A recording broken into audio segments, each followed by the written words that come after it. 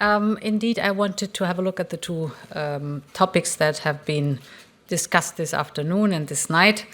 The discussion on competitiveness in the European Union is rooted, first of all, in a very wide consensus. We need to reach climate neutrality by 2050, and we want the European clean tech industries to help us get there.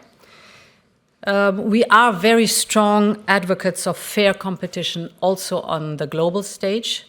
This is particularly true in the clean tech sector. And as I said, we welcome competition in this area. In fact, we have a head start with the clean tech industry. We have an innovative and competitive industry. We have a plan. That's our roadmap to 2050, Fit for 55. And we have financial and policy support with NextGenerationEU. So the setting is good.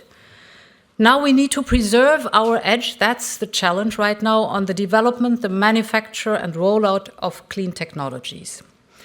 And this especially against the backdrop of the Inflation Reduction Act. That was the main topic of the debate. I have presented to leaders our Green Deal industrial plan. You know the main work strands. The first one is a regulatory environment that incentivizes clean tech investment. The second is funding, both through a targeted and temporary flexibilisation of state aid and EU-level funding. The aim, of course, of this investment is to unleash also private capital. The third element is skills. And finally, the fourth work strand, an active trade policy to strengthen our supply chains. I know that the public debate focuses a lot around state aid flexibility and EU funding. That's all right, but I want to emphasize that, in fact, all four strands need to work hand in hand. So we need a stable and simple regulatory environment if we want state aid and EU funding to trigger investments. And this also requires a well-functioning European capital market. And likewise, the speed to train new qualified workers is as important as the speed to issue permissions.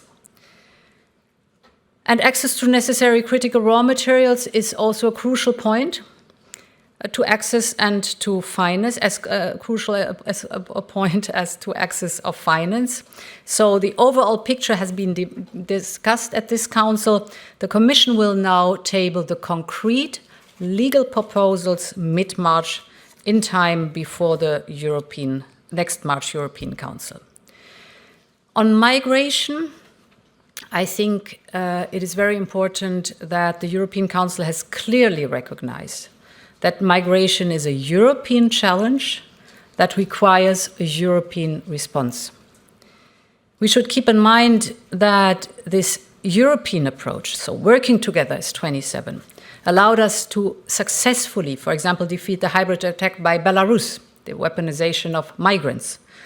It also allowed us to welcome millions and millions of Ukrainian refugees fleeing Putin's bombs. So the lesson learned in the past is we need to act together. When we do so, there is no challenge we cannot overcome. And I'm therefore glad that we agreed on very concrete and operational steps forward. There are two tracks, two work strands. The one is the finalizing of the work on the Pact on Migration and Asylum. That is key.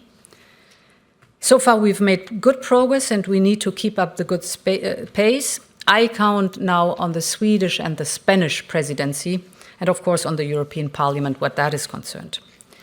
The second track was the main focus tonight. It relates to operational measures we can take now. The first one, borders must be managed. We will act to strengthen our external borders and prevent irregular migration. And for that, we will focus on two pilot projects on borders. In other words, we will provide an integrated package of mobile and stationary infrastructure, from cars to cameras, from watchtowers to electronic surveillance. This requires EU funding. It is welcome bilateral funding or bilateral contributions, and of course it also requires national funding. And then we will launch pilot projects that focus on border procedures in order to showcase best practice, so registration, fast and fair asylum procedures, how to deal with return.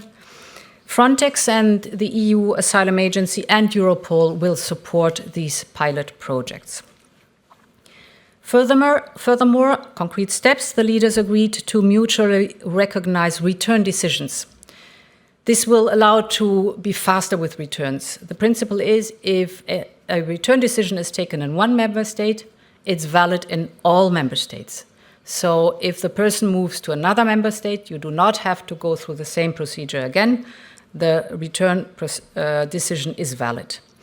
And leaders have also agreed to increase the use of the safe country concepts. This will pave the way towards a common European list, that is the goal, and thus a common European approach for increased returns.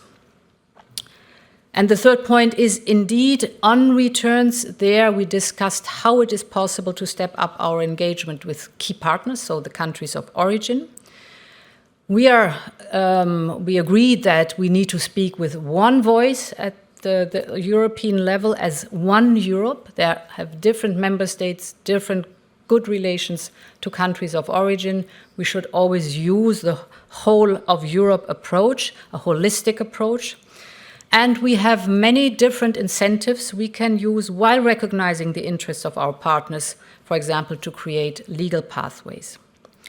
Finally, while awaiting the adoption of the new pact on migration and asylum, we discussed that we need to better support member states under pressure.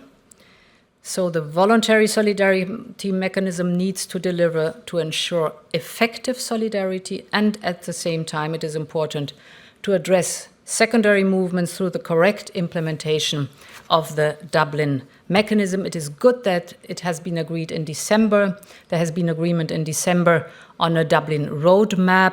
This should now be pushed forward as soon and as fast as possible.